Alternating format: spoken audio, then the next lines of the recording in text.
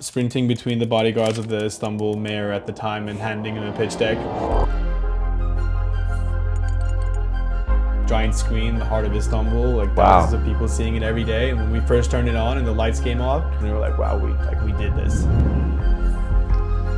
I've been in the building companies world since I was 12, I believe. Been building stuff ever since I can remember. I don't think you built that. Like, I don't believe you. To see how they were gonna react. And then I tried emailing them and they blocked me. Jesus. That's just not influencing. We can know about that without talking to you.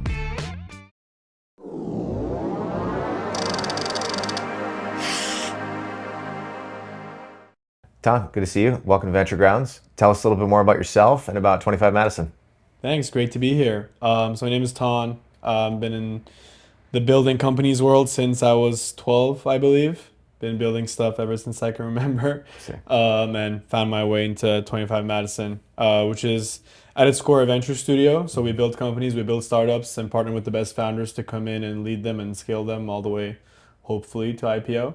And we also have a venture fund where we invest in our own incubations, but also as a traditional venture fund to external deal flow. Yeah. And most recently, we've launched a fund called Propel, where in certain industries, we believe the value is not going to accrue to the tech provider, a SaaS provider, but the incumbent service providers in that business, in that industry.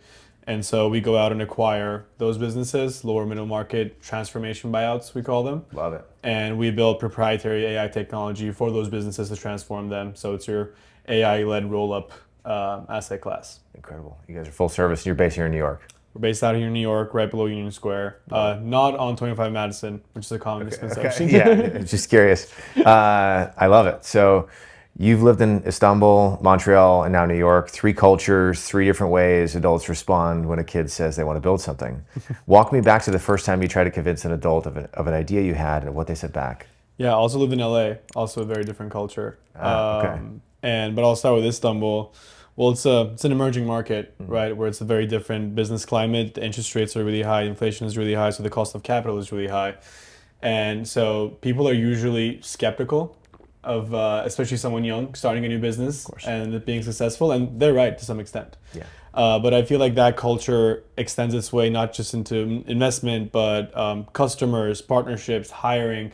There's less tolerance for risk, which obviously makes it a lot harder to build startups.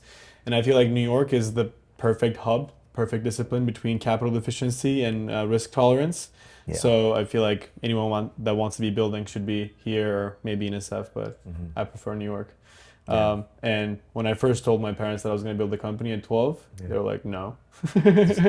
What does that even mean? You are not. But I was persistent and I took them to a bank. I was like, no, take me to the bank. I'm going to start a company, as if that's where you start a company. I love it. I mean, that's so common now. I mean, we see it all the time. It's like, people are having parents co-sign on bank accounts to get things I still have a joint account with my mom. Yeah. That's incredible.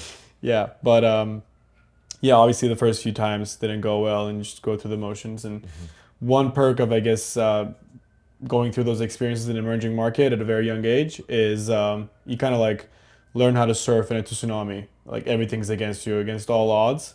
And that, I guess, builds some sort of resilience. Yeah, totally. You've publicly written that most essential skill for founders is the ability to influence. What's a single sentence you've watched a founder say that completely lost the room? And what should they have said instead? Oh yeah, it's been a while since I wrote that. But I still think it's true. Yeah, I mean, a founder's ability to influence is ability to fundraise, ability to sell, ability to hire. All of these critical functions are you essentially telling people, I have this amazing vision and your time, your next 8 years of your life will be best spent on this common goal, which is not an easy task. So I feel 100% still agree with myself from back then, and that's the single most important skill. It's hard to think about a specific example, but usually when a founder gets into what I can call research presentation mode, I've talked to 100 people. According to our analysis, this is a $1 trillion market. There's no one else in the world doing this. We're just like listing out facts like Perplexity or Claude can. That's just not influencing. You know, we can know about that without talking to you. So whenever someone goes into that mode, I feel like everyone goes talent.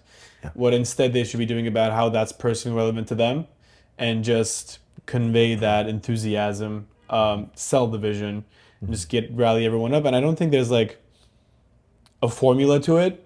I think you can learn it, but just some founders have it and some founders don't. Yeah, it's ever more important given everything going on. On LinkedIn, you wrote, I purposely ask stupid questions or point out facts that pose risk to the business they want to fundraise for. The goal is to assess how they respond to feedback and communicate their reasoning. Give me the most surprising answer you've gotten back from a stupid question, the one where the founder went somewhere you didn't expect. Yeah. So I love doing that. Like you got a good one on the top of your mind. Just like left field questions. And the goal is not to like trick them and see how they react, but more so like how they handle situations and what their thought process is. So I guess the most extreme example, this was when I was back in LA, media company, they claimed to have built this extremely complicated technology. And I was like, I don't think you've built that. Like, I don't believe you. To see how they were going to react, because it was also like a very grandiose ambition to claim what they had built. There was this tracking thing that could track media asset anywhere it goes. And they got extremely offended. And I was like, I don't want to waste my time here. And they ended the call. Wow. And then I tried emailing them and they blocked me. Jesus. So I guess it served its purpose, right? Yeah, of course. If you can't back it up and explain it, then okay. Exactly. Another one is if you ask more about stuff about their technology and they go into defensive mode of, hey, I need to sign an NDA to explain more, or I can't disclose this until we close the round. Yeah. Unless you're like a very well-known name in AI that everyone's just throwing money at you, I don't think that flies easily. I love that. Walk me through a recent meeting where you genuinely went back and forth, co-build versus check. What was the founder doing in the room that pushed you one way? Yeah. That's a good question. Very recent example, we're going through this right now, where they initially came to us to raise a pre-seed round, and we think they were going to use that money to hire engineers, spend money on design, go to market, and those are the services that we provide as a studio, right? So now we're talking if it makes more sense for them to come into the studio and build with us together. And they have a very specific right to win in that market. Okay. They've built one of the leading consulting companies in that field. Wow. And they're aware that AI is going to change that dynamic and they want to be the ones leading that technology development. And I guess it comes down to, is the founder technical? Can they build themselves? Or can we really move the needle in helping them build out the MVP? And can we provide them a go-to-market advantage through our PE network or a 25madison network at large? If so, obviously it makes a lot of sense for them to come build with us and we can instantly give them design partners, early customers, perfect advisors. But if they already have that built out themselves, in certain cases, they might have a better go-to-market advantage than us. And in those cases, we prefer to give them money and they know how to do that better than us. And in that scenario, are you guys leaning towards like co-build? We're leaning towards getting them in the studio. Got it. They don't have all those advantages. I think we have really complementary advantages that if they came into the studio, and it's not a black and white thing, by the way. It's not like we are a Y Combinator that has specific terms that for everyone that comes in. We work with the founder to see what makes sense. So hopefully we'll announce it soon if we're able to find a common ground. That's cool. I love that. You focus on the unsexy parts of B2B, supply chain, real estate, industrials. What's a consumer tech evaluation rule that completely fails the moment you're looking at a 30-year-old freight company trying to add software? I think those are sexy verticals, by the way. Oh, yeah. I agree. But the speed of adoption, I would say when you're looking at a consumer tech, you want it to spread like wildfire. And you want everyone to be on it instantly, subscribe instantly, or write that check into whatever service product you're selling. And when you're selling any tool to a 30-year-old freight company or any sort of legacy B2B company that's void of adopting tech, it's going to take a lot longer time, longer sales motions. And you have to be an investor that's not afraid of those long sales cycles and be patient enough to see that value accrue over time and the founder to figure out how to handle those sales cycles and how to drop some customers, which is very common in these industries. Interesting. Not every customer is a good customer. Yeah, especially in the beginning, right? Exactly. You kind of figure out where your strike zone is, and it's tough to say bye to revenue. Yep. It's Even a hard decision to make. sometimes they're your first design partner, second design partner, but it's just really not the right fit at that time. Yeah. And it's a tough call to make, but it's a necessary one. Yeah. Walk me through your exit. Yeah. So we tried to build a startup while I was in college. We raised a small friends and family round, and the startup didn't end up happening for regulatory reasons.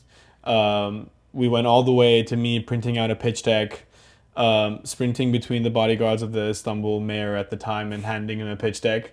And we got the meeting. Still badass. We got the meeting, and they politely told us there's no way you're going to do this. So we pivoted into a traditional out-of-home business, and it went great. We expanded our team to 10 to 15 people at one point, but a lot of the reasons that I mentioned of why it's really hard to build a company in emerging markets, and we were not a tech company getting that exponential growth, even though we were growing revenue pretty steadily, it made more sense for us to exit, sell our assets, and move on to something that we were more excited about, and in a geography that had more opportunities. Yeah. You're a CFA level 3 candidate while doing an associate role at a venture studio. That's a lot of credentialing for someone who just could keep doing the work. What are you actually building towards? I don't see them as credentialing. I'm genuinely interested in all the side educational projects that I'm in. So that's the CFA. I used to be in the MCIT program at Penn, learning computer science. And my girlfriend hates it, but I just like spending my time learning about stuff that excites me. And I feel like you develop all these hooks as you learn more about interesting stuff that genuinely excites you. And every once in a while, an investment opportunity or an opportunity to build, they tag onto these hooks and you're able to understand more faster. So I'm doing it out of the love of the game, but Sick. it also, I believe, helps you be more present in more conversations, which is essentially what you do in venture. Try to be present in as many conversations as possible. Yeah. I mean, that's great. I mean, I took improv at 27 just because I was like, okay, this seems fun. I want to learn how to do some There stuff.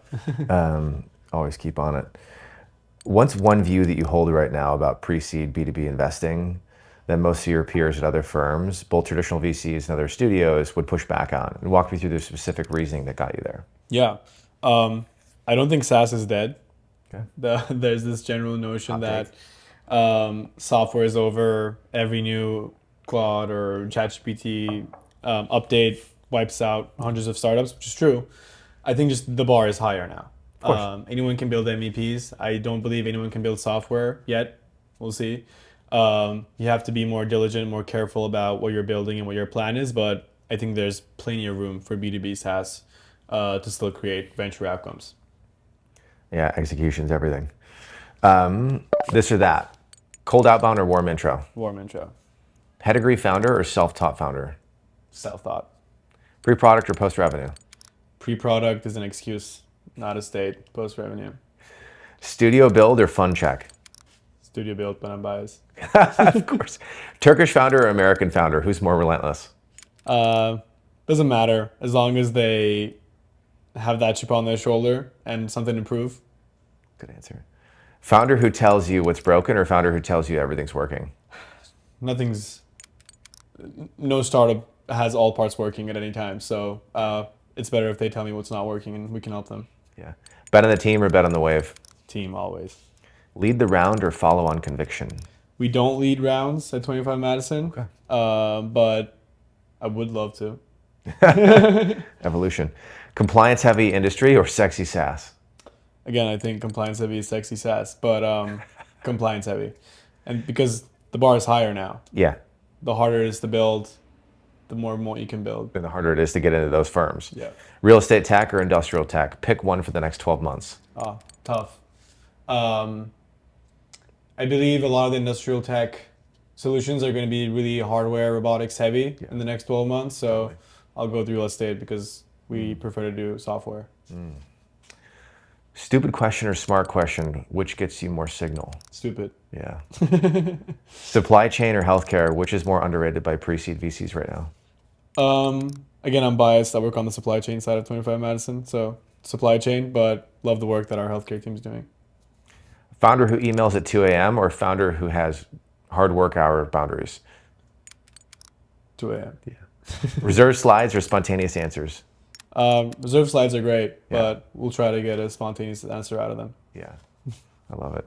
Okay, it's funded or pass. I'll give you some scenarios here.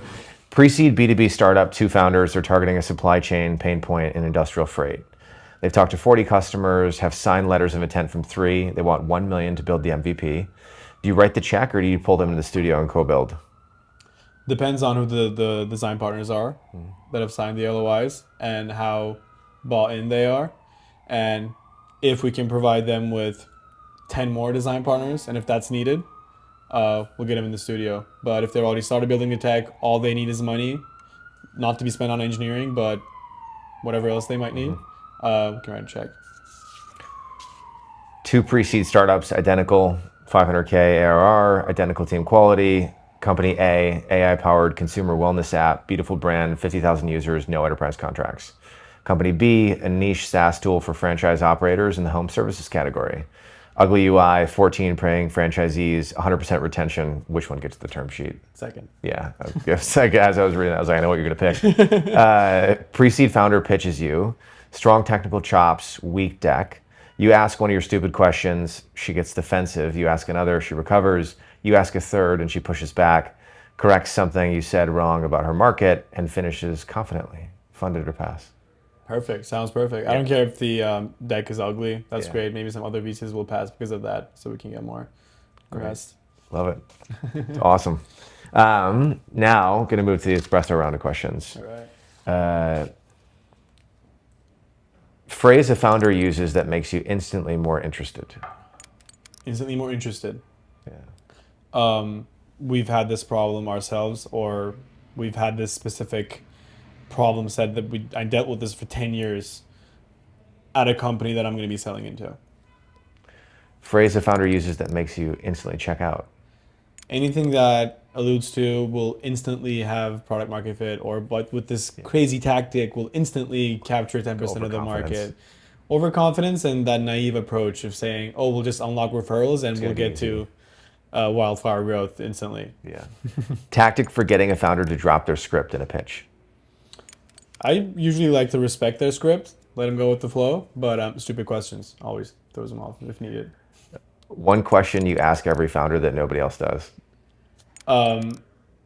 Very bluntly, like, why are you doing this? Not because you want to make a lot of money. Like, try to really get to that core motivation. Yeah. Like, do they have something to prove, or have they this built up knowledge about an industry Frustrated. that they don't know what to do about and they don't want to retire? Like, how are we going to make sense of the past 10 years of their lives? I feel like that's the best motivation a founder can have. Slide you skip to first when you open a deck. Go through one by one. Slide you wish founders would just delete. It's a good one. If it's a Fugazi market slide, I'd rather not see that $50 trillion market for B2B SaaS solution. absurd TAM. Okay. One thing every founder should do the week before they start fundraising. Practice. Pitch to your girlfriend, boyfriend, mom, dog, whoever, but get those reps in and don't come with the uhs and ums. It just looks bad and it's really easy to correct. Yeah. The single founder hire that changes the trajectory of a pre-seed company. The first engineering hires, even if there's a technical co-founder in space in the team, I feel like the early engineering hires have asymmetrical effect on where the startup goes in the early days. That's good. Cold email opener that actually works on you. It's hard to give a formula, but you have to get creative and you have to personalize it, no matter what sort of amazing AI tool you use. I think you really have to just look at the guy's LinkedIn. Maybe stay away from the AI tools. And really thoughtfully reach out to 3 people a day instead of 100 a day, and you'll get better results. Yeah. Cold email mistakes that get you to delete it in 3 seconds. This weird sense of urgency. Oh. I get a cold email, the round is oversubscribed. Preempted, yeah, you have to close in the next 4 days or you're out, then okay, I'm out. If you're oversubscribed, why are you cold emailing me? Don't play that game. Green flag most VCs ignore. How many times a person has moved early on in their childhood, or other experiences that they had to go through that makes them really good adapters and very high openness to new ideas as a personality trait. I like that. First minute of a pitch, what are you scanning for? Their ability to influence. how they capture the room. If I'm not the only one in the room, how other people are reacting. Are they bought in? Are they checking their phone? Can this person sell Yeah, to everybody there. to everybody there? Because I think they're gonna have to do that for their employees, clients, everyone. Yep. Most useful thing you've stolen from another VC's playbook? No. Um, really thinking thoughtfully about reference checks, not just asking for three people that we can call, but trying to find back channels, investors that may have backed them in the past, people that may have worked them in the past, and try to reach out to those people and get referrals. You can see a very different picture once you start once you start reference checking from people that they did not provide. On top of like calling all the customers on their website, if Yeah, they even have it. their past lives. Try to learn more about their past lives if possible. Okay. Best piece of advice you've gotten from someone more junior than you? To creating a sense of urgency is very important, but it's important to be able to do that without sounding mean or creating tension in the workspace. When I was first building my company, I sometimes confused urgency with being just flat out mean, and I corrected for that, which was probably the best advice I got. That's awesome. Habit you swear by for thinking clearly? Working out and staying active as much as possible. Yep. One thing Istanbul taught you about building a company that NYC gets wrong? Good question. I feel like I'm not sure if NYC gets this wrong, but something that I was definitely experiencing is you got to be hands-on, and there's a fine line between micromanaging and being hands-on. Obviously, you don't want to micromanage, but in the early days, you do want to be in the weeds as much as possible. Be on every customer call, be on every investor call, be on anything that's happening about your company to really understand how you're going to delegate when the time comes. Yeah, especially I appreciate like CEOs in all the conversations. Like, don't just delegate that to some early hires. Yeah, it's great to build a team that has a high agency and autonomy. It's required, but you have to be in the know of everything that's going on. On your past company, what's the moment about building that business that you think most about? Probably when we put up the billboard, which is like this huge 100-meter square giant screen, the heart of Istanbul, like thousands of people seeing it every day. And when we first turned it on and the lights came off, and it was way above like the legally allowed brightness settings because we were just plugging Yeah, it and in. how old were you at the time? I was 21. That's cool. And just blew up in our face, and we were like, wow, we did this. And that was one of the moments where I was like, yeah, I just love building stuff. Yeah. Just putting it out in the world. That's cool. Trait you look for in operators that has nothing to do with the work? This is cliche, but make sure that they're trying to understand if they're a good person overall, how they treat people, have a good character, just be a good person overall. I think that goes a long way. And in times of high stress, which is inevitably going to come, I feel like just people that have good character and overall nice people handle that much better. Love it. That's all I got. Dude, it's great. Thanks for coming on. Thanks for having me. Of course. This was fun.